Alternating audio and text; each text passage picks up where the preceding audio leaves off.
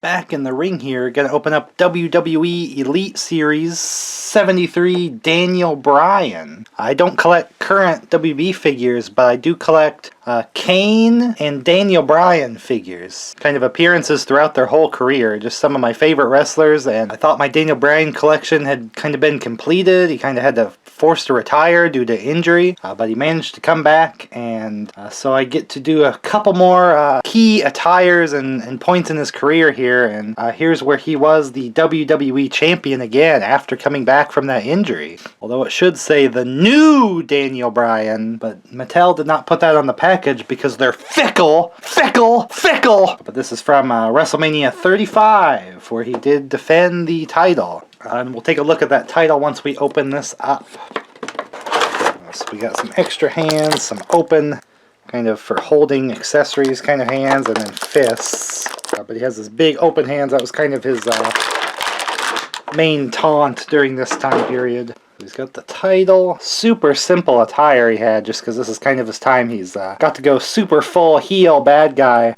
Not something he got to do the first run with his career, so I like the super psycho stare here he has. It's just like really insane looking. He's just like, but what's great about this, aside from just, you know, another WrestleMania match and everything, here's his custom WB title that he made with organic materials. It was all wood and kind of burlap and all of these biodegradable materials, because he was going full environmentalist kind of gimmick, you know, just blaming the crowd for the state of the earth and just touting on where, you know, pretty positive message, but the way he would do it, just like grating on the crowd. So he was definitely the heel for the run. It was just kind of a cool gimmick to do, you know, a little bit of the Captain Planet sort of thing. Taken too far, you know, where he was complaining about everything everybody did. So he had this title that, you know, was not going to damage the earth in the future because it was biodegradable and stuff for the future. And so to get a custom title like that, so that this is going to be great for the lineup, just to kind of remember his heel run. And he got to face Brock Lesnar